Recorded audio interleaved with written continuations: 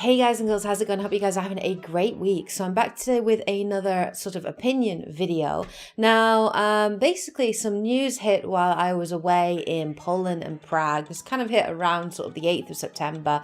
And I wanted to weigh in on it and I wanted to sort of give my opinions on it. And I'm sure you guys are interested and I'm very interested to hear what your opinion is on it. So basically over that week when I was away, there was this huge thing that happened online, which was, you probably heard about it, but there is a video game journalist by the name of Dean Takahashi who works for VentureBeat, and he basically went to the Gamescom conference and got hands-on with Cuphead. Now, he basically released about a 27 minute video footage of him playing the game, and to be fair, when you watch it, it is pretty cringeworthy.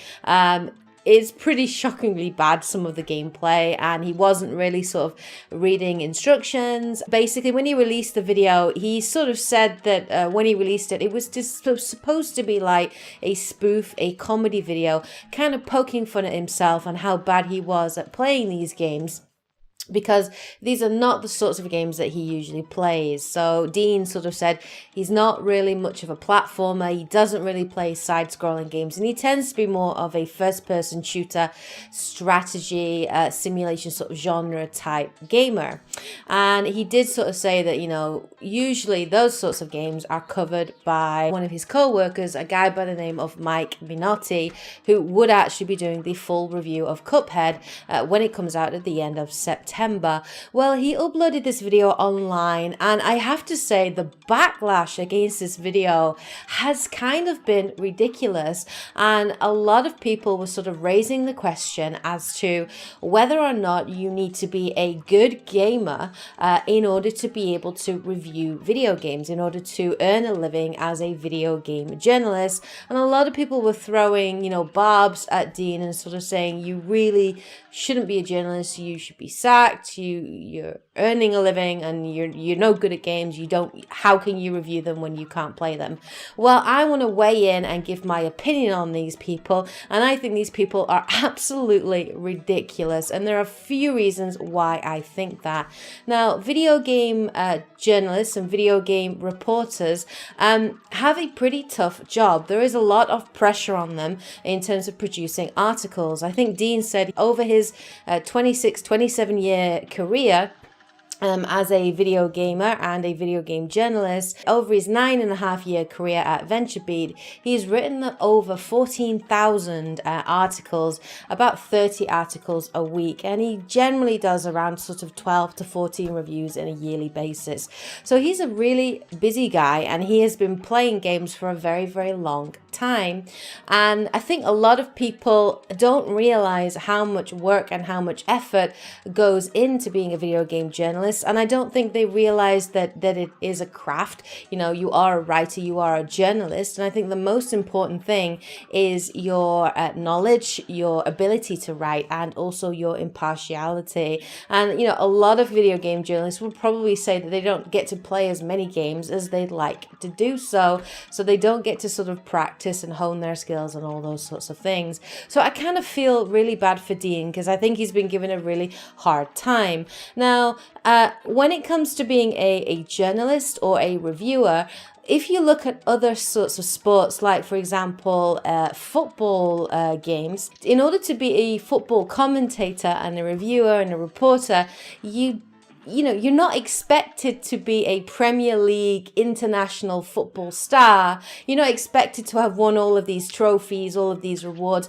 The same when you're writing reviews on music, you know, and music news. You're not expected to be a world famous artist, a world famous musician, or able to write your own music, that sort of thing. The same when you're reviewing movies. You're not expected to be a fantastic director or a great actor. So I don't know why people seem to think that in order to be a good journalist that you need to be a good video game player. I think that argument is completely flawed. I think it's just absolutely stupid that they would argue this point. That is my genuine opinion. For me, to be a good journalist and to be a good reviewer and to review a video game, there are a few things that I do think are incredibly important.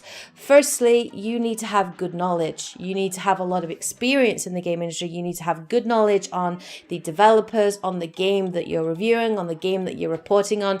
Your news, your information needs to be cutting edge, and it needs to be accurate. There is so much news out there that is complete BS, lies, rumors. So it's really important to get your facts correct. When it comes to reviewing a video game as well, I 100% believe, and this is what I do for my channel, I will not review a game until I have played 100%, maybe 80% at the minimum of that game. And I will not review that game until I've played every single element I can do to make sure that my reviews are fair, are impartial, and are balanced. And I believe that wholeheartedly, that you know, to be a good reviewer, it's more about your ability to analyze, your ability to critically analyze a game, to look at its flaws, to look at its strengths, and to give a fair and balanced opinion. I felt that way with every game I reviewed. I especially felt that way with Mass Effect Andromeda, which I thought had kind of a really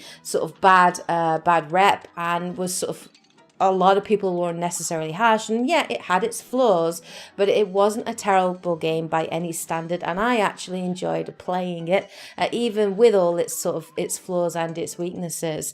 So I think that is incredibly important when it comes to a reviewer. Now, obviously, I'm not completely defending his gameplay. You know, it was pretty bad, but I can kind of relate to the pressures that he might have been feeling, and even as myself, when I do a lot of Let's Play videos, a lot of live streaming, when there is a camera on you, when you are giving a commentary, when you are recording gameplay, there is a degree of pressure there. There is a degree of a sort of distraction. You're always sort of constantly aware of the fact that you're being recorded, constantly aware of the fact that you want to try to make the game look interesting and cover all the best bits. And sometimes that can lead to missing really obvious elements in the game, whether it's following particular instructions, reading instructions, going through menus, reading codexes, missing collectibles, missing points. It's really easy to miss those things when you are doing a Let's Play, when you are recording gameplay. And obviously, it's a lot easier if you're just watching a video to notice those points. So I can kind of relate to him a little bit, where he might have been feeling that pressure, that time constraint, especially if it's a genre that he's not particularly confident in or particularly familiar in. So I can kind of relate. I can kind of understand that. Now, I do think one of the things that, and Dante made this argument, and it's quite an interesting argument, but when you obviously are playing a game, it is a fully hands-on experience. Video gaming is like no other genre. So, you know, when you're watching a movie or you're listening to a song, you just soak that in. You take that on board, but you're not actually involved in the art form. You're not involved in that experience. You know, you're not experiencing that movie yourself, making decisions and playing that movie. It's just something that you watch and you enjoy. Well, video gaming is very different. So, for example, if you are playing a game and you are really struggling with it and you're finding it really difficult and you keep dying all the time, and you might have quite a negative experience playing that game. And now, of course, if you're not a fair and impartial and good reviewer, then that could definitely cloud your opinion of that game, and it also could cloud your review of that game. And we have seen that happen when it comes to some online reviewers. For example, many of you might know Jimquisition. When he was playing Hellblade: Senua's Sacrifice, he came across a pretty game-breaking glitch or bug. It was to do with a torch that you had to pick up while playing the single player, and if you missed this touch, pretty much the game became unplayable. You couldn't progress any further. Now, for me, I don't know how he missed the touch, because I think it was incredibly obvious where you pick it up when playing the story. But you know, when he sort of brought out his first initial review of Hellblade, he gave it like a 1 or 2 out of 10. Now, having played that game all the way through, that score is completely unacceptable. And that for me, that review was incredibly unprofessional. It was clouded by his experience. He hadn't completed the full game. Therefore, you can't possibly review it fairly. Now, he did go back and he did play the game all the way through, and he did apologize afterwards and did say that his initial review perhaps was unprofessional. And I think eventually he gave it like an 8 or a 9 out of 10. But, you know, if you are struggling with a game, absolutely, that could affect your review. So some people might argue in that way that obviously you need to be relatively good at a game so that you can complete it, you can play it, you can experience all the best parts of it. And maybe that might be an argument that they make, but I still think your experiences, obviously they cloud it to a degree, but you still have to be able to sort of step out of that game and review it you know, in a fair way. And I think that's really, really important.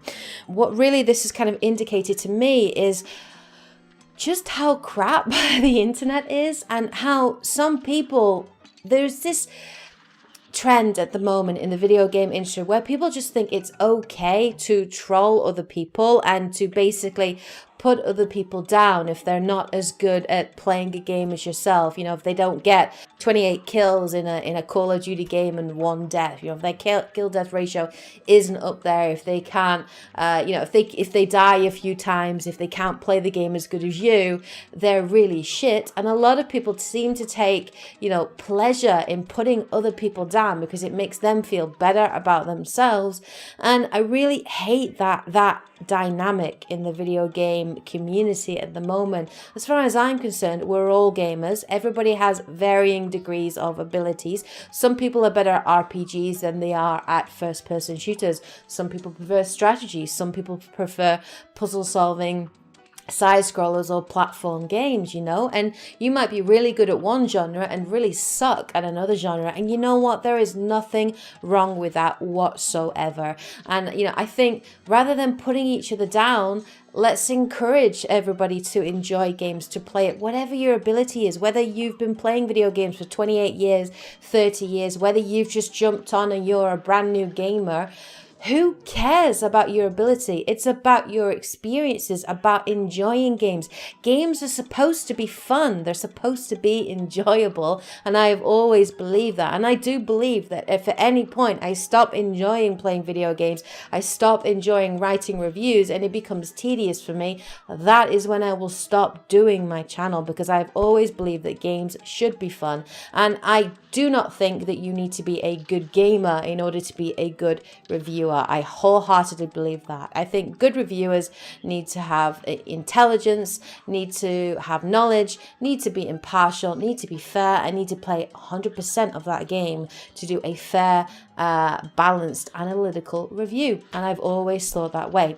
So those are my thoughts generally on that topic. What do you guys think of this? What are your thoughts on the response to this gameplay at Gamescom? What are your thoughts on the accusations that have been made against Dean? Let me know in the comment section below what your thoughts generally are on this. I hope you guys are having a great week anyway. I'll be back again later with more videos on my channel. I've got lots of things planned, multiple reviews in the works, and lots of great things coming. But anyway, I hope you guys are having a great weekend. Take care, and as always, happy gaming. Bye guys.